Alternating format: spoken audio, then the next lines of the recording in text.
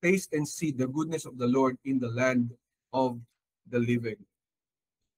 And most of us, when we go through life, marami tayong mga pinagdadaanan, sometimes napapatanong tayo, meron bang Diyos? Di ba madalas yun yung mga tanong, lalo na ng mga hindi nakakakilala sa Panginoon.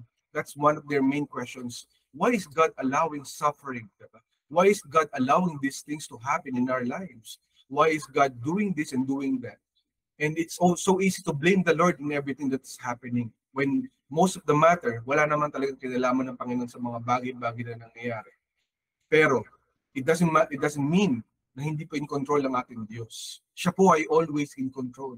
And ganito rin po yung naramdaman ng mga Israelites, ng mga Jewish people during the time of the occupation ng mga Roman occupiers, ng Roman Empire. Diba? Kung alam niyo po sa inyong history, sa ating kasaysayan, ay sinakop ng mga taga-Roma ang Israel. Isa po sila sa mga naging satellite nations or countries na inatake po ng Roma at sila po nagapi at sila po nakubko.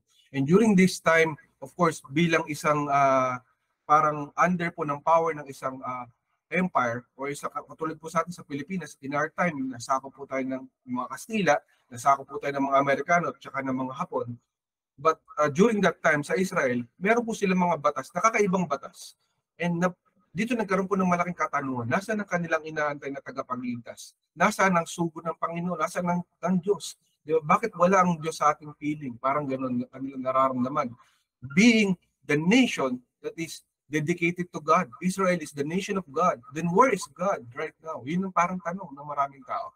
And during that time, meron pong simpleng batas sa pinagagawa, even if senior ka na, kahit medyo matanda ka na, kahit lolo ka na, you are asked by the Roman soldier, as long as you are subject to their laws, kahit lolo ka pa or lola, during that time, pinabubuhat nila ng mabibigat na bagay ng 1 kilometro. You are therefore, kumbaga, tasked to perform for the Roman soldiers. Kung kunwari mayroong isang officer or Roman soldier na nadaan sa isang lugar, you are being tasked na magbuhat. So kung mayroong mabigat na bagay na pinabubuhat sa'yo, hindi dapat kukunin nyo ng kabayo or ng karwahe. Kukunin nyo ng matatanda.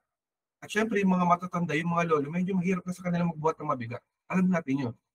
Pero this was what was happening during their time. At napatanong yung mga tao, nasaan ang Panginoon?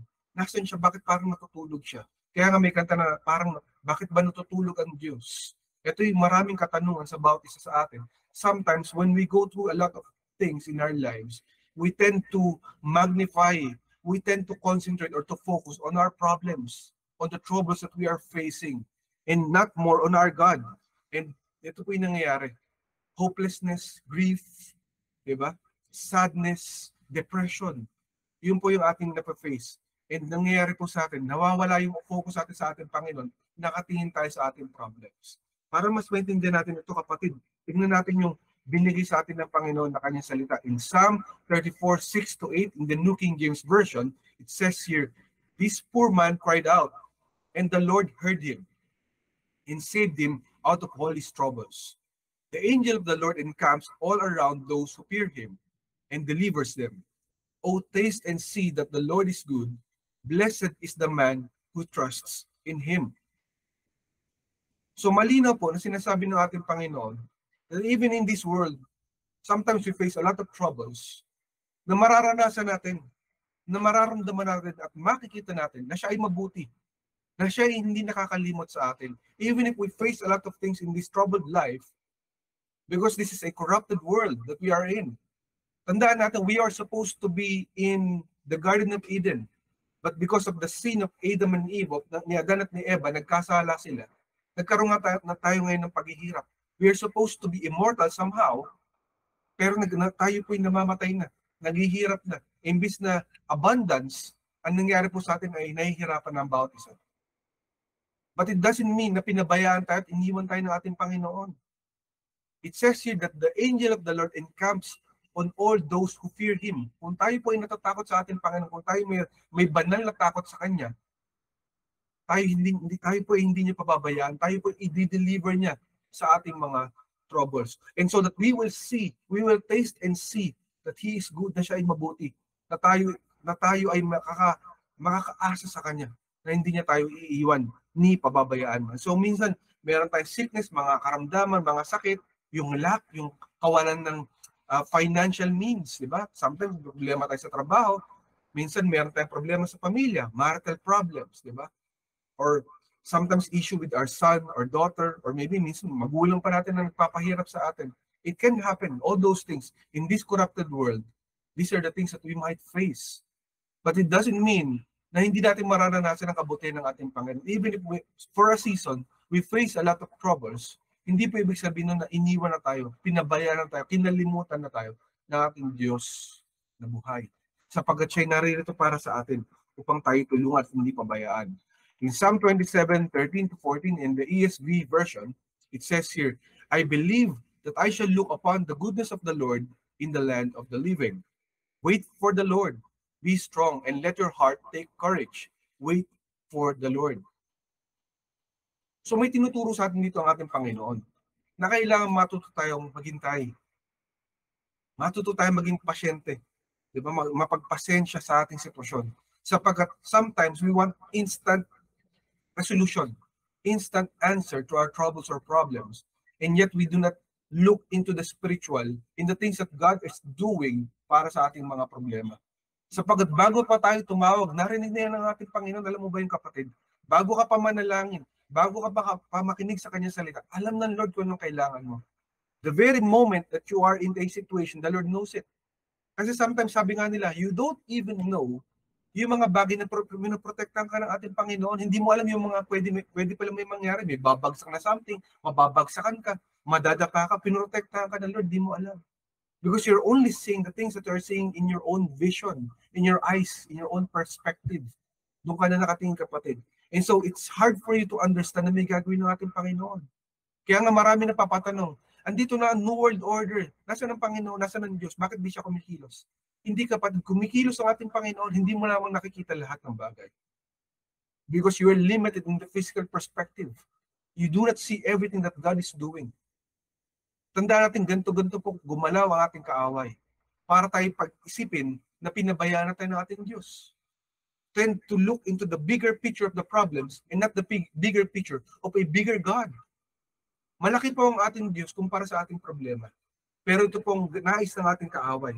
Tayo po inilangin, guluhin, at para tayo makalimot na meron tayong malaking resolution. Ang ating resolution ay ang ating Panginoon. So sabi nga dito, the enemy will lie to rob us of God's promises. Gantong-ganto po kumilos ang ating kaaway. To kill, to steal, and to destroy. To destroy our dreams, to destroy our plans, to destroy our faith. Bago pa tayo makarating sa promised land, there's a Goshen for all of us, kapatid. Meron pong promised land. Pero nanakawin niyo ng kaaway bago ka makarating doon. Ayaw niya nang dumating ka pa sa parte na yon. So dito pa lang, papunta ka pa lang, pipigilan ka na niya. Napakarami pong tao that God has promised them something and they did not meet it because they gave up on God. Huwag kang mag-give up sa Panginoon, kapatid. Sapagkat may pangako ang Panginoon, sa'yo meron kang reward. There is something for you that is waiting for you.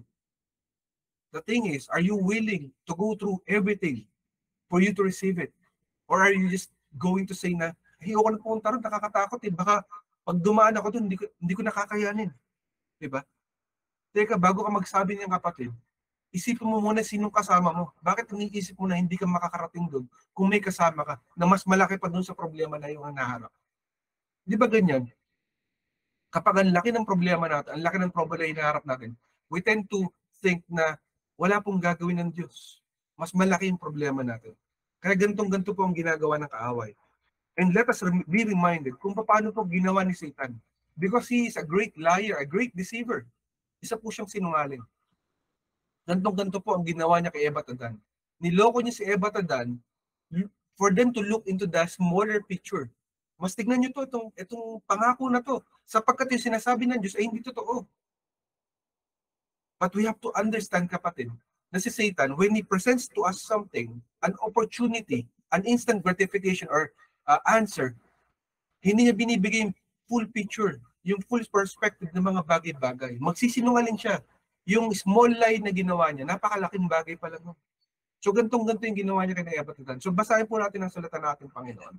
It says here in Genesis 3:1-3-4 in the WEB version, Now the serpent was more subtle than any animal of the field, which Yahweh God had made. He said to the woman, has God really said, you shall not eat of any tree of the garden, but not the fruit of the tree which is in the middle of the garden? God has said, you shall not eat of it. You shall not touch it, lest you die. But the serpent said to the woman, you won't really die, for God knows that in the day you eat it, your eyes will be opened, and you will be like God, knowing good and evil. So to po, nung sinabi po ni Satan, sinabi niya, hindi naman kayo mamamatay. Pero sinasabi niya, pag kinain niyo ito, mabubuksan ng inyong mga mata. Malalaman niyo ang totoo at ang mali at ang tama, ang katotohanan. Yes, there was part of it na tama na sinabi ni Satan, ni Lucifer, niloko niya ang tao, si Adam and Eve. That was true. He lied to them. And yet, he did not say the real meaning nung sinasabi ng ating Panginoon na sila ay mamamatay. Hindi sila mamamatay agad ba? Mamamatay sila eventually. Because they were supposed to be immortal. Tayo po mga tao, we were never supposed to die physically. But we are dying physically because of what happened to Adam and Eve. Na-cast out po, napalaya sa paraiso. Sa lugar ng Panginoon, sa heaven, itong tao. Dahil sa inggit po ni Satan, nakita niya yung tao, nainggit siya. Sino itong mga to? Diba? Bakit sila? Bakit ako hindi? I was never created in the image of God. Alam ba natin yung kapatid? Satan was never created in the image of God. Only human beings were created in the image of God. Kaya pag may nagsabi sa yung professor, sinabi sa yung professor that we came from monkeys, bacteria, from the Big Bang and all, siya po ay sinungaling. Sapagkat that science is not science. You cannot prove it. It's only a theory, kapatid. The reality is we were created in the image of a perfect God. And dito po nainggit si Satan. Hindi niya matanggap. Kaya tinukso niya. So nung nakita niya, nagsinungaling siya. Teka, hindi naman kayo mamamatay. Malalaman niyo lang katotohanan. Totoo nga po na sinabi niya, hindi sila mamamatay agad. Pero mamamatay sila eventually. Because people died because of that. Yung kasinungalingan na yun, we are going to hell. We were separated from an eternal God. That's why Christ needed to come in para magpakamatay siya sa krus ng Kalbaryo for a man to suffer the punishment of sin, to go to hell. Yung pong ibig sabihin nun. Sa pagluloko ni Satanas, naloko po ang sangkatauhan. Pero kung mabuti ang ating Panginoon, He saved us from eternal hell to give us an opportunity to eternal life in heaven. Yun po ang nangyari. Kumilos po ang Panginoon para sa ating lahat. That despite us not seeing the hope in the Lord, we thought na wala na pong gagawin ng ating Panginoon, but yet God redeemed us all from our own mistakes. Binigyan niya tayo ng karapatan na makabalik. Only if you believe that He is God and Savior, Jesus Christ. So kapatid, ganito po kumilos ang kaaway. Bago mo marating yung sinasabi na taste and see that the Lord is good in the land of the living, He will say na wala na mangyayari, wala na magaganap. Yun ang sasabihin niya. So bago mo pa makuha rewards po sa Panginoon, nanakawin niya na. Kaya nga to kill, to steal, and to destroy. So huwag kang papayag na nanakawin ng kaaway ang iyong joy. The joy of the Lord is your strength. Yung kasiyahan mo, yung kagalakan mo, huwag mo nga hayaan ang kaawin na nakawin. Kaya nga sabi ng Lord, di ba? In every circumstance, give thanks to the Lord. Be joyful, give thanks. Kahit ano pa yan, kapatid, magpasalamat ka sa Panginoon. Lord, I cannot understand, but I will thank you. One day, Lord, you will reward me. Kapatid, tignan mo si Job. Di ba? Yung paghihirap na dinanas niya, ano nangyari? Sabi niya, magpapasalamat lang ba ako sa Lord pagka sagana at biyaya? Pag may problema ba, hindi ba ako magpapasalamat sa Panginoon? Purihin ang Diyos na buhay. Ito pong sinabi ni Job. So kapatid, gayahin natin si Job. Kasi later on in his life, he was rewarded. Double for his trouble. Lahat po na nawala sa kanya, binalik ng Lord ng doble. Sapagkat nagtiwala siya sa Diyos na buhay. Ganyan ang ating gagawin. Huwag nating hayaan na si Satan ay nakawin ng ating kagalakan na mula sa ating Panginoon. He wants us to be stuck in the process. Na ma-stuck tayo doon sa problema, makalimutan natin na mayroon tayong Diyos na tutulong sa atin na hindi tayo pababayaan. Ganto po yung nangyari kay Li Dishan. Isa po siyang pastor sa China. Si Li Dishan, noong 1995, ay pinagbabawal na po sa China ang pag-share ng salita ng ating Panginoon. Sa kanila, it is a great punishment na ibibigay sa sino man na maghahayag ng anumang relihiyon or anumang pananampalataya. Bawal. No? Bawal sa kanila. Pero magtataka kayo, yung Buddhism, yung Confucianism, o yung Hinduism, okay lang. Di ba? Pero yung salita ng Panginoon ng totoong Diyos na buhay ay bawal na bawal. Pwede kang mamatay, pwede kang mapatay or mapunish ng matindi, ma-torture ng matindi kapag nag-share ka ng salita ng ating Panginoon. So to cut it short, ang nangyari po kay Pastor Li Dishan ay kahit bawal, nag-share siya. So nagpupunta siya bahay-bahay sa mga tao. Nag-share sila ng salita ng ating Panginoon. Noong una, konti lang sila. Kakaunti lamang sila nag-share sa mga tao. Pero later on, dumadami sila ng kaunti. At napansin to ng mga taga-party, ng Communist Party ng China. Teka, sino yung leader siya na yan? Kunin nyo nga yung torturein nyo, pahirapan nyo. So every time na nag-share siya, nakikita siya ng mga taga-Communist Party, huhulihin siya. Kukunin siya, torturein siya, dadalhin siya sa Bartolina, tatadyakan yung kanyang leeg, no? Kabilaan, likod at harap. Hanggang sa mahirapan siya, sumuka siya ng dugo. Ganun po katindi ang paghihirap na dinadanas ni Pastor Li Dishan. Every time. And yet, paglabas niya ng Bartolina, ang unang-una niyang gagawin, tatakbo siya dun sa mga bahay-bahay para mag-share ng Word of God. Sabi niya, even to the point, even if I die, I will share the Word of God. Na tumindi po ng tumindi ang torture niya, paulit-ulit na tinotorture siya at sinasaktan siya ng mga taga-Communist Party. Sabi niya, bakit hindi ka mag-give up? I-renounce mo na yung faith mo para matuwa sa iyo ang Communist Party at para makaligtas ka.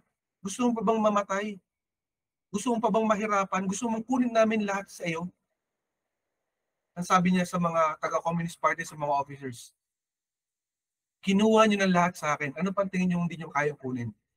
Pero hindi niyo kayang kunin ng Diyos ko sa akin. Maglilingkod ako sa Kanya, ano man ang sabihin niyo. At kapatid, from bahay-bahay na maliliit, he came from small membership, from 100 hanggang sa naging 500 and more. Napakarami. Pumupuri sa Panginoon. At in last time na hinuli po siya ng Communist Party noong 1998, habang dinarakip siya, nag-pray over po yung mga anak ng Panginoon. Akala ng mga taga-Communist Party ay sinusumpa sila, kinakurse sila ng mga anak ng Panginoon, ng mga Christians, ng mga member ni Li Dishan. Sabi ni Li Dishan, huwag niyo na sila ipag-pray kasi niisip nila sinusumpa niyo sila. Ipag-pray niyo na lang ako. So pinag-pray nila ang kanilang pastor na si Li Dishan.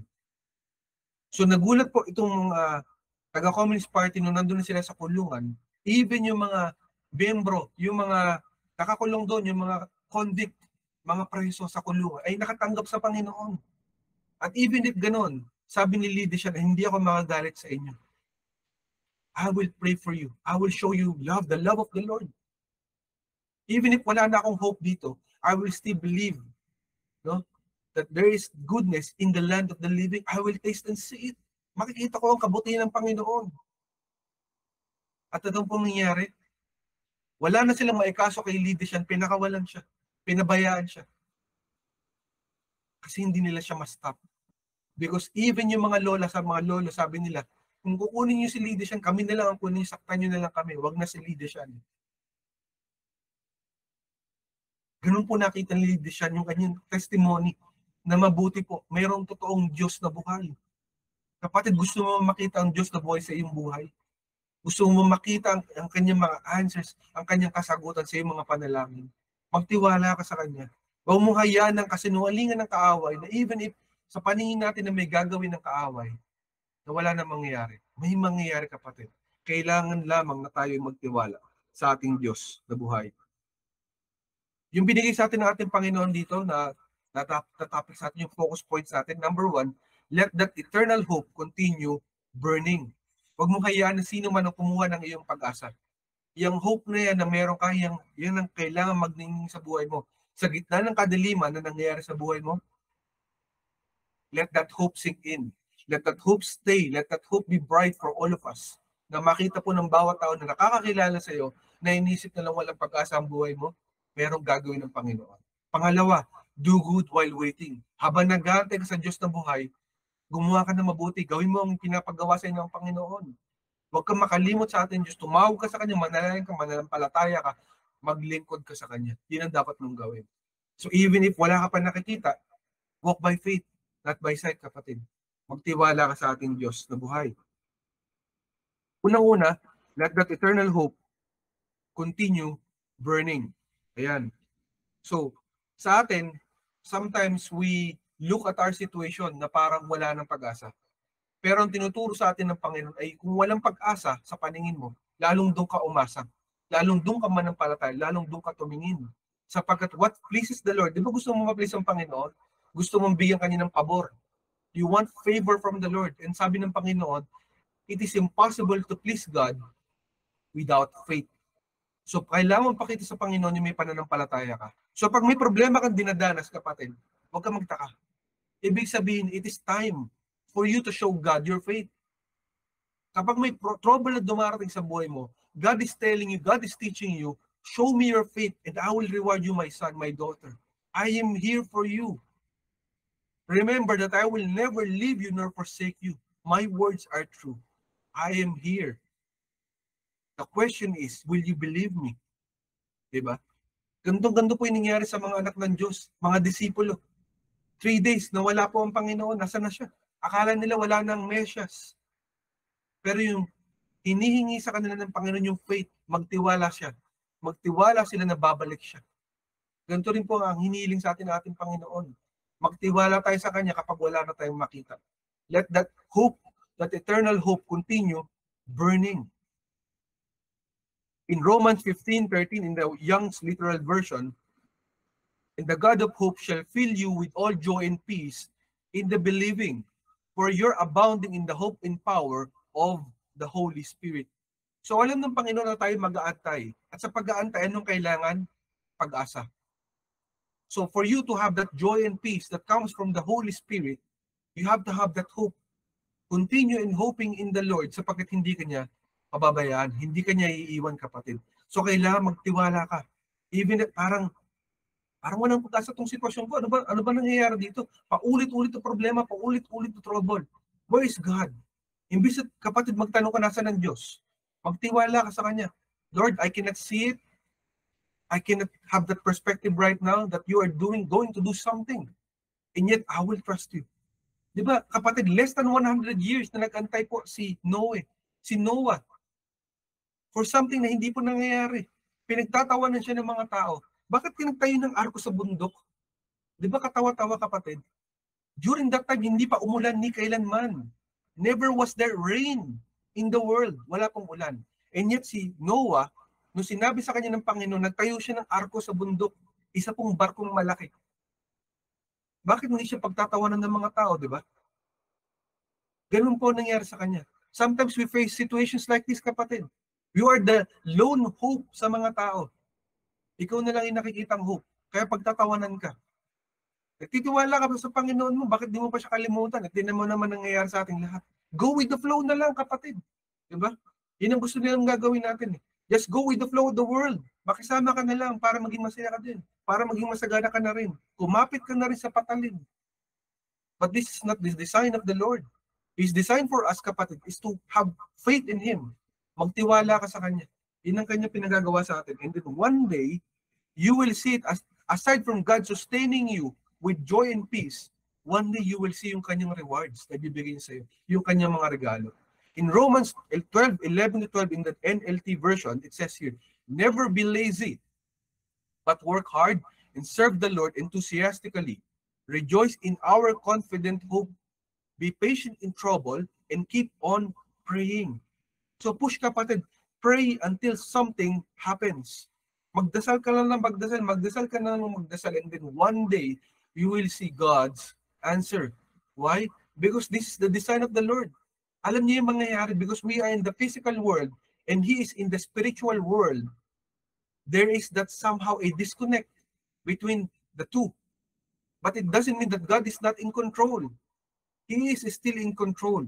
It's just that yung ating mga panalangin, may mga proseso, hindi mo alam, may naglalaban ng pala mga angels and demons sa paligid mo. Sapagkat hindi mo alam, meron ka palang mga kamag-anak, meron ka palang kaibigan, meron ka palang mga kaaway na hindi mo kilala, na sinusumpa ang buhay mo. Kaya hindi mo ma-achieve yung mga dapat mo ma-achieve. Kasi there are people who are cursing you. And you do not even know it. And God is protecting you from all those curses. Dun sa mga sumpa na yun, sa mga witchcraft na yun na hindi mo nakikita, na nalalaman. But God is seeing every perspective because He is God. He is not bounded by time. He is not God. He is not bounded by our situation.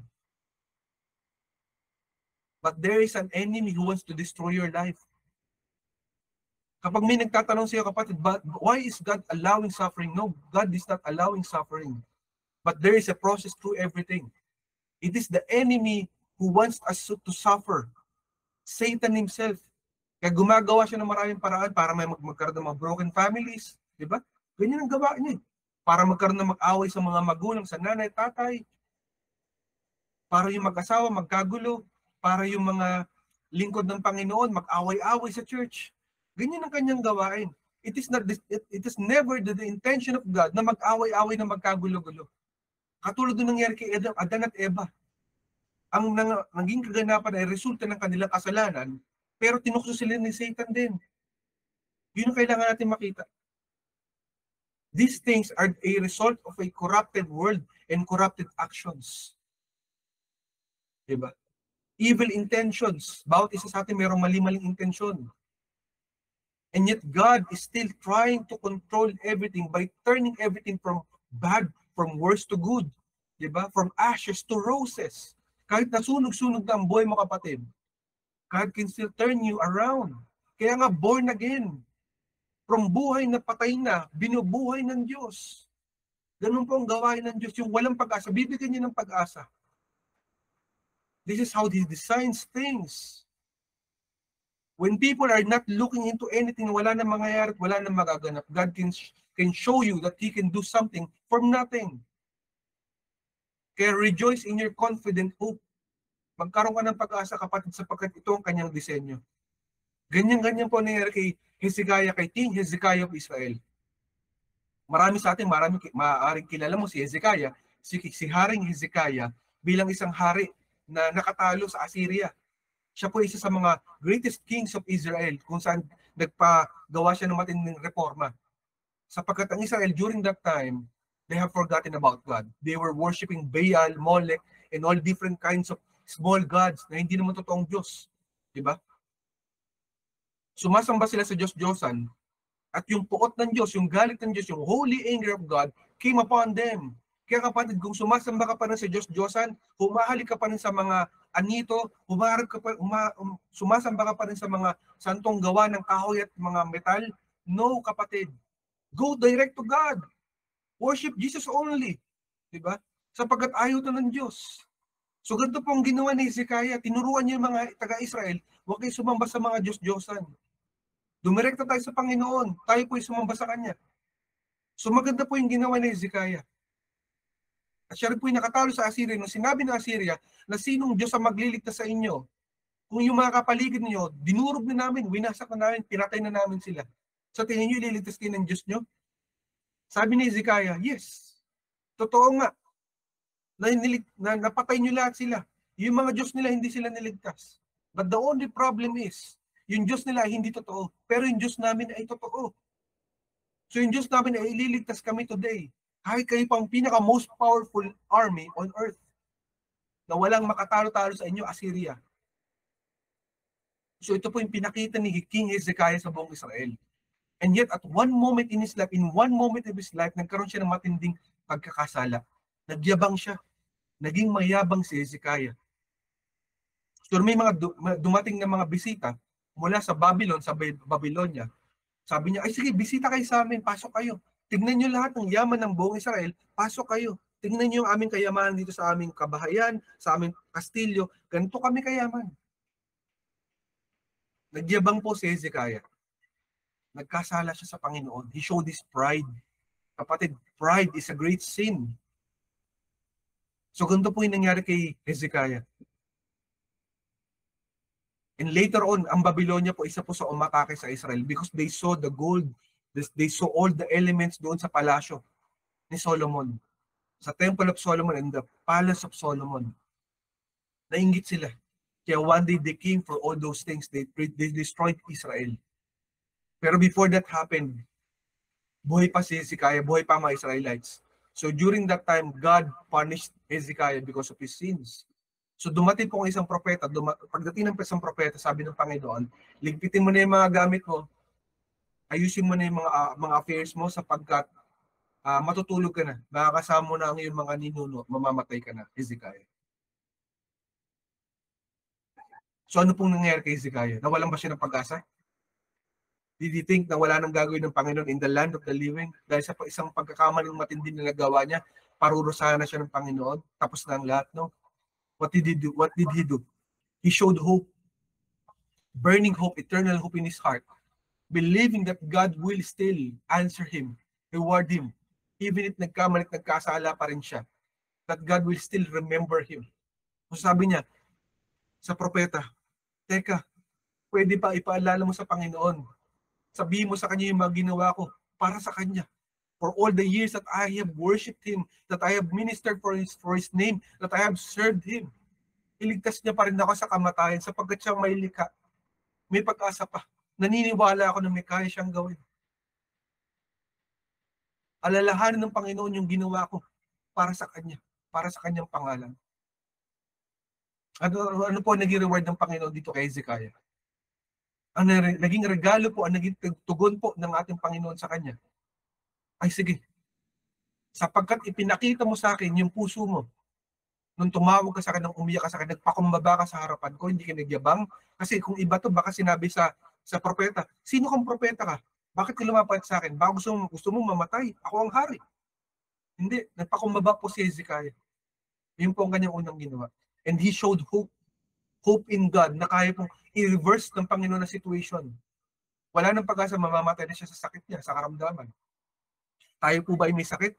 Sabi ng doktor, wala nang pag-asa. Sabi ng doktor, hindi tayo pwedeng magkaroon ng ganito. Sabi ni doktor, ganyan, ganon. Sabi lang po yun ng doktor. But the final say will come from the Lord. It is God who will dictate our lives. So sinabi po ng Panginoon kay Hezekiah, sige, sapagkat nagtiwala ka sa akin, you showed me your hope, your faith, then I will reward you more, 15 more years. Mabubuhay ka pa ng 15 more years. I will reward you more than you have asked for. Probably nasa isip ni Hezekiah, no, baka next year na lang, Lord, bigyan mo pa ako ng pag-asa, no? Yung reward ng Panginoon, sobra-sobra pa sa hiniling niya. 15 more years sa isang matandang hari, binigyan ng pag-asa ng Panginoon. Kapatid, where is your hope residing? Nasa nakatira ang iyong pag-asa? Nasa sarili mo ba? Nasa sitwasyon mo ba? Or nasa problema? Nakatingin lang tayo sa problemang malaki, pero sa Panginoon, nakalimutan natin siya. And so, ang nangyayari sa atin sapagkat nakatitig tayo sa problema, hinang-hina na tayo. Nawawalan na tayo ng pag-asa. Sapagkat nakalimutan natin ang ating Panginoon ay kaya palang iresolba ang ating problema. Second point na binigay sa atin ng ating Panginoon, do good while waiting. Habang naghihintay ka, kapatid, sa Panginoon, maglingkod ka sa Kanya, magtiwala ka sa Kanya. Pagtiwalaan mo siya na may gagawin siya sa iyong buhay. Ganito ang dapat mong gagawin. In the same way, let your light shine before others so that they may see your good works and give glory to your Father who is in heaven. In Matthew 5:16 in the ESV version.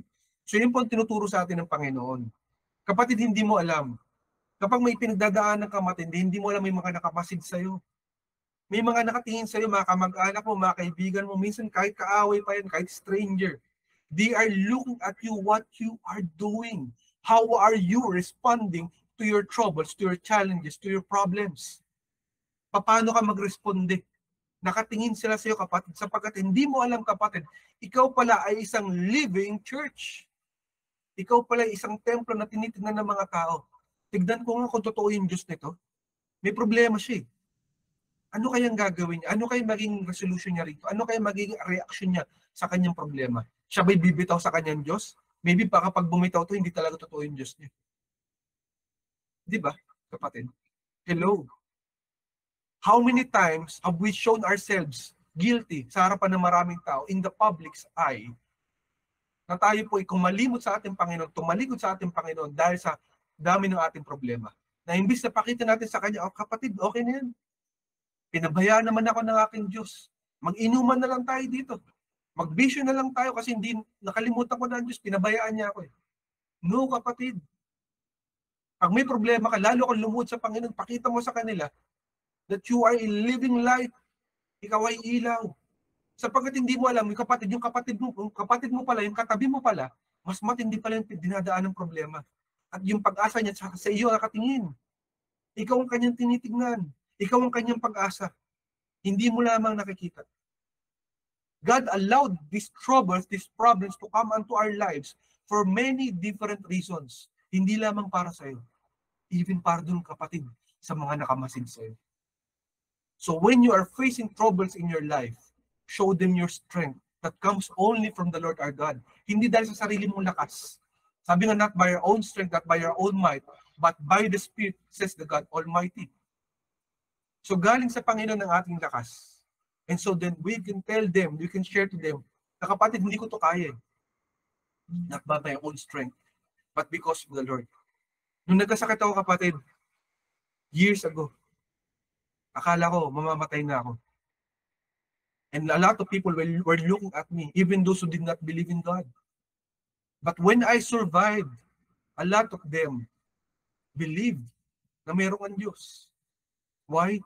Not because kinaya ko, pero kinaya ng Diyos para sa akin. Ganoon din sa ating lahat.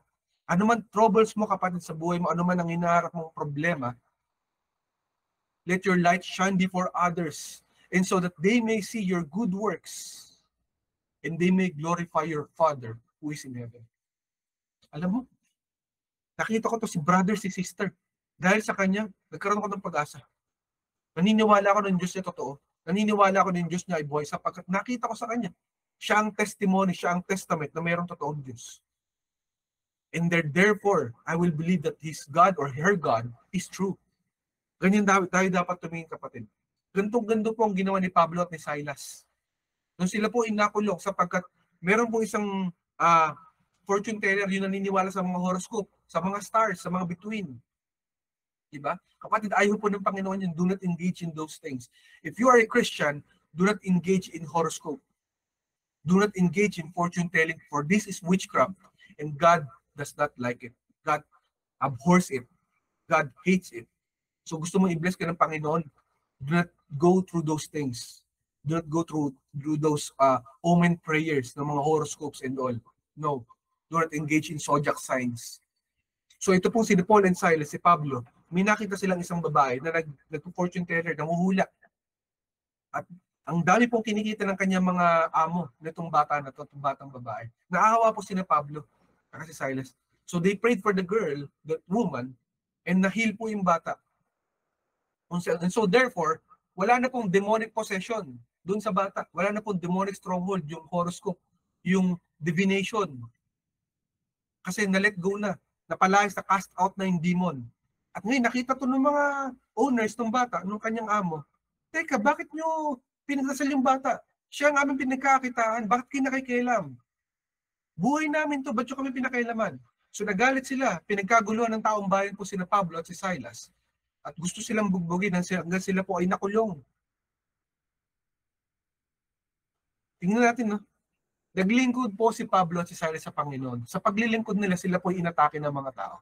So do not be surprised that when you are worshiping the Lord, when you are serving the Lord, there are people who will be naysayers, who will be negative people who will attack you. This is normal because they are not the ones attacking you, but Satan is using these people to attack you guys. Mga kapatid, ganyan po ang gawain ng kaaway. So huwag po tayong magtaka. So imbis na mawalan ng pag-asa, si Pablo at si Silas, during that time na nakulong sila sa kulungan, sapagkat gumawa na sila ng mabuti. Diba? Napasama pa sila. Ito po ang nangyari sa kanila. Pero hindi po sila nawalan ng pag-asa. Lalo po nilang pinagbuti ang paglilingkod nila sa Panginoon. Anong ginawa nila nung sila nasa kulungan, sila nasa Bartolina? Nagpuri sila sa Lord. They worship the Lord God. They sang praise and worship songs. At sa pagpa-praise and worship nila, palakpak sila ng palakpak. Bigla pong lumindol. Nagkaroon ng matinding earthquake, nawasak po yung kulungan, At natakot po yung guard, yung jail guard. Nasaan na yung mga nakakulong dito? Naku, mamamatay ako pag nakulong sila. Makukulong ako pati buong pamilya ko. Magpapakamatay na lang ako kaysa tanggapin ko tong punishment na to. Ganun po nangyari, yung jail guard. So nung makita sila ni Pablo at Silas, patayin na ngayon sarili. Kapatid, ulos dili kapatid, huwag ka magpakamatay. Nandito kami, buhay kami. Sabi ngayon ng jail guard, ng warden, teka, paano ba ako makaliligtas pa? Ito na yung sitwasyon. Sabi nila, only Jesus Christ can save you. Diba? What a blessing, kapatid. From the worst situation, nakakulong and all, wala nang pag-asa, bigla pa nagkaroon ng pag-asa, may mapapatanggap pa sila sa Panginoon. Why? Because they did not give up hope on God, but they continued doing what is good in the eyes of God. Nagpakabuti sila. Ginawa nila yung tama, and then one day, God rewarded them. Kapatid, in our lives, there are things that will happen, and mawawalan tayo sometimes ng pag-asa, at yun ang gusto ng kaaway, para mawala yung ating rewards. Pero imbis na tayo bumitaw sa Panginoon, mag-give up tayo sa Panginoon, mawala sa atin ang ating mga gifts na galing sa ating Diyos, lalo tayong lumapit sa Kanya, lalo tayong maglingkod, lalo tayong magpuri sa Panginoon. Praise God. This is what we need to do. When you are in trouble, when the enemy comes unto you like a flood, pagka bunabaha ka ng iba't ibang problema, praise the Lord. Why?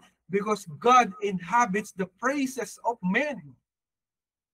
Nananahan po ang ating Diyos. Tumitira siya sa ating mga pagpupuri sa Kanya. Gustong-gusto yan ng ating Panginoon. So if you want to be empowered, be blessed, be favored by the Lord, praise Him when you are in trouble. Sickness, no. I reject you. I cancel you in the mighty name of Jesus. I do not accept you in my life, and I will receive complete healing in the mighty name of Jesus. Lack, poverty, I do not accept you, but I accept the blessings, the overflowing blessings from the Lord our God. Troubles, problems, I do not accept you. Hindi kita tinatanggap. I speak to you, get out of my family right now. Get out from my clan. You are not accepted, but only the name of Jesus Christ will be glorified in this house. For me and my household will serve the Lord. Ganun dapat ang ating gagawin, kapatid. In the midst of your troubles, praise and worship the Lord your God. And you do not even know. People are looking at you because you are their church. The church is not the building. The church is you and me. All of us, we are the church. Ikaw yung tinitingnan nila na representative ng ating Panginoong Jesucristo, kapatid. So it is high time na tumayo ka, tumindig ka sa mga problema mo at maging ilaw ka sa gitna ng kadiliman sa iyong tahanan. Fathers, mothers, brethren, you do not even know it. You are the living church and people are looking at you today. Yung conclusion na binigay ni sa atin ng ating Panginoon, our takeaway for today, God's word is final. Pinal na yung kapatid, tapos na. God's word is finished. When He says it, it will happen. God is good.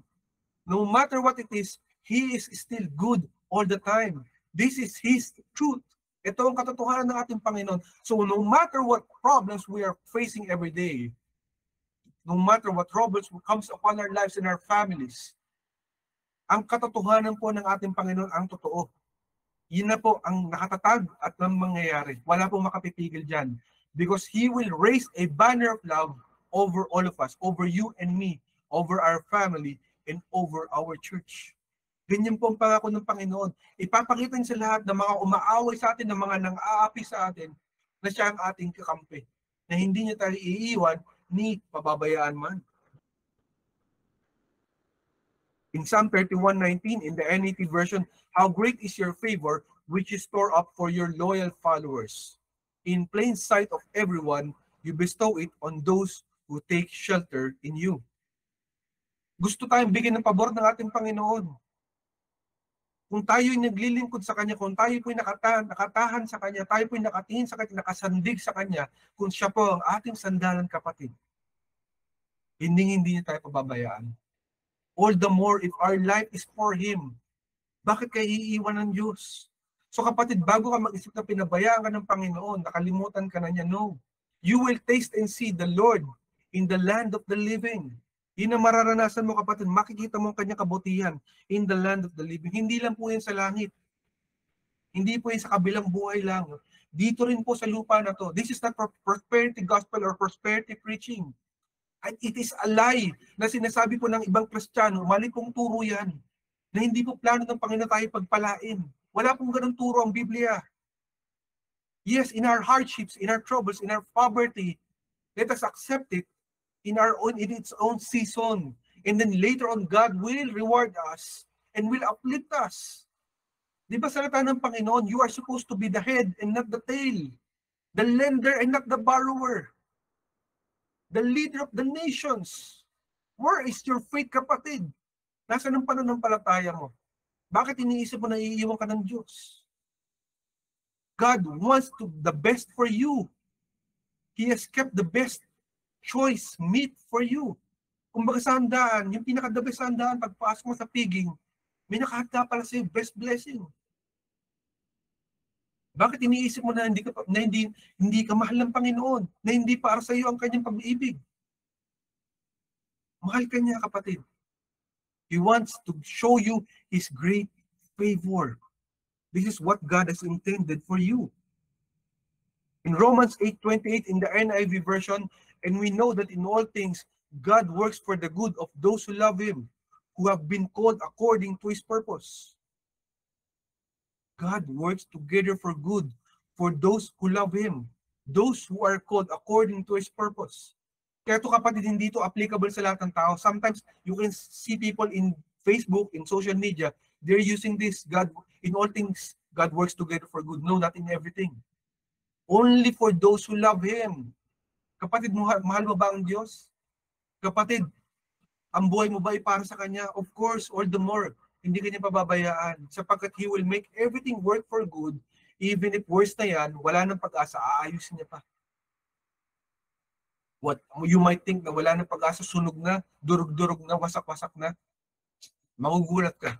Kung magtitiwala ka lamang, kung mananampalataya ka sa Diyos, He can turn it around. This is the design of the Lord. Ganito po siya kumilos, kapatid. The God of signs and wonders and miracles. Because He wants all the glory for Him. Hindi po para sa atin. Kasi sasabihin natin, ayoko, matalino ako, magaling ako, ang dami kong tinapos. Lahat ng klase ng level na narating ko.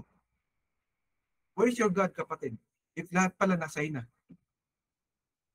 Even if marami tayo na-achieve sa buhay, you still need God. Kahit ikaw ng pinakamayaman na CEO sa buong mundo, pag-aarin mo lahat ng kumpanya, without God, we will still be nothing. We still need God. Because at the end of it all, it is God who will dictate everything. Nakakita na ba tayo minsan ng mga CEO, mayayaman na tao, nagpapakamatay? Why? Because they feel empty inside. Kulang, may kulang. Sino yung kulang? Si Lord.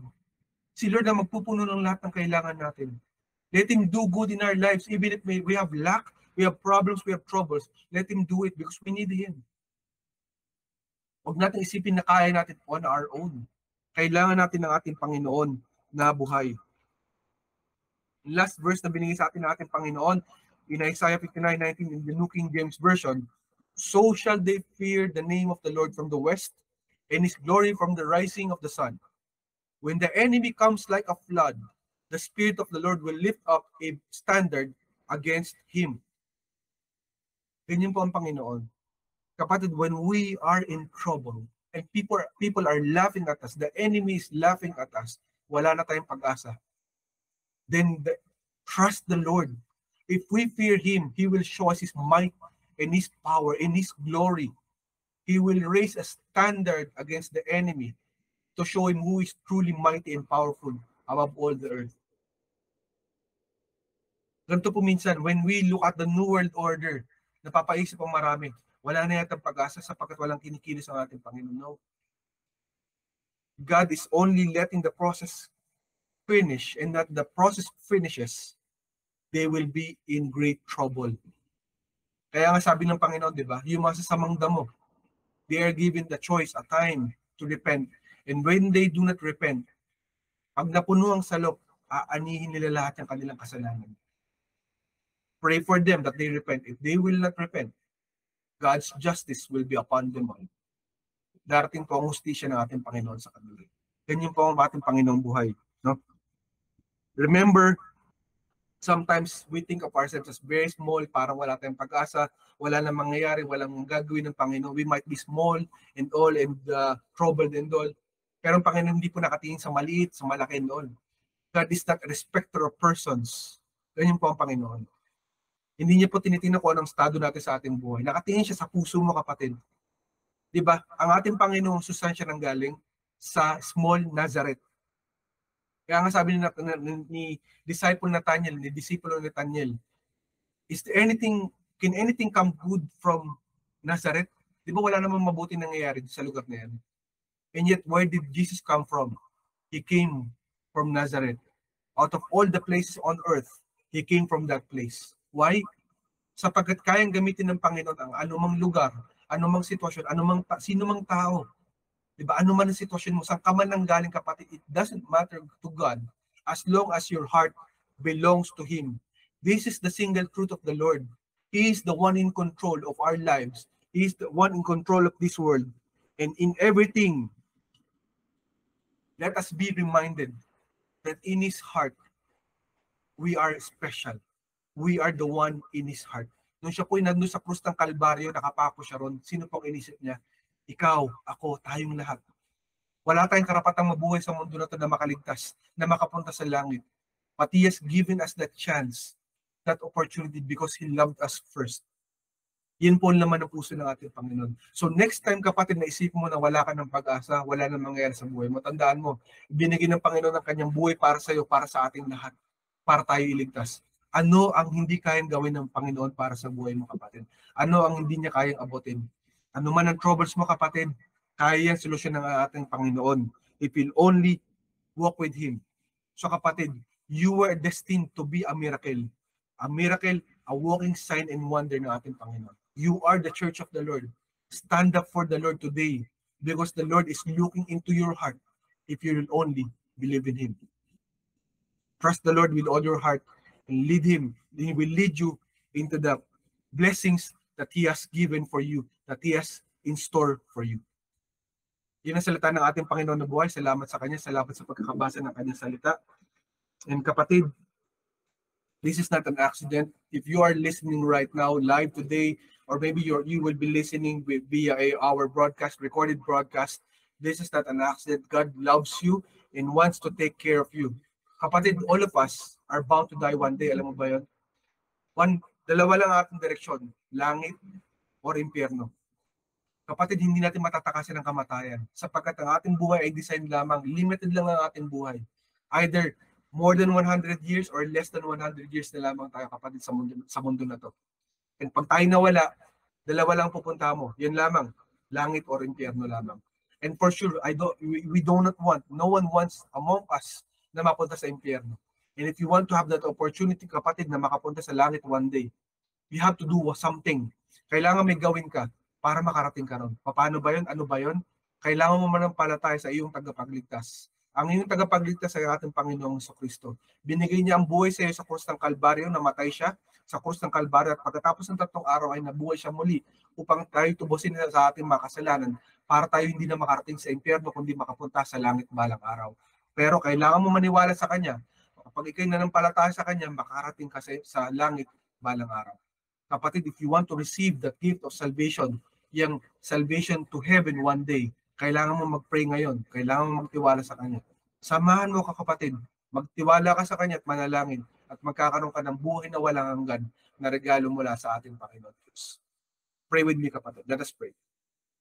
Panginoon, aming Diyos na tagapagligtas. Aming Diyos na tagapagligtas. Hindi po kami karapat-dapat sa iyong harapan. Hindi po kami karapat-dapat sa iyong harapan. Patawarin mo ako, Panginoon. Patawarin mo ko, Panginoon. Sa lahat ng aking mga kasalanan. Sa lahat ng aking mga kasalanan. Panginoon, tinatanggap kita. Ng buong puso, isip at kaluluwa. Ng buong puso, isip at kaluluwa. Ikaw ang aking Diyos. Ikaw ang aking Diyos. Panginoon na tagapagligtas. Panginoon na tagapagligtas. Salamat, Panginoon. Salamat, Panginoon. Sa buhay na walang hanggan.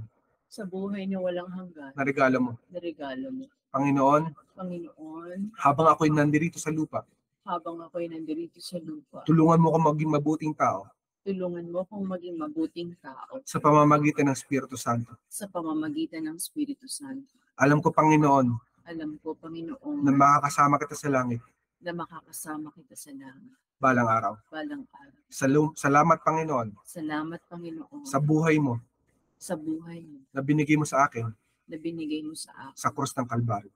sa krus ng Kalbaryo. Nananampalataya ako sa iyo. Nananampalataya ako sa iyo. Ito ang aking panalangin Ito ang aking panalangin sa pangalan ni Jesus. sa pangalan ni Jesus. Amen, amen at amen. Amen, amen at amen. If you prayed that prayer, kapatid, congratulations sa iyo. You are now a new creation. The old has gone, the new has come. God loves you and wants to work on your life. If you want to continue growing in faith in God, in Jesus Christ, I urge you, kapatid, to reach out to us via social media platforms in Ancient Doors Church, and we will be more than glad to help you out in your growth in Jesus Christ. Congratulations to you, kapatid.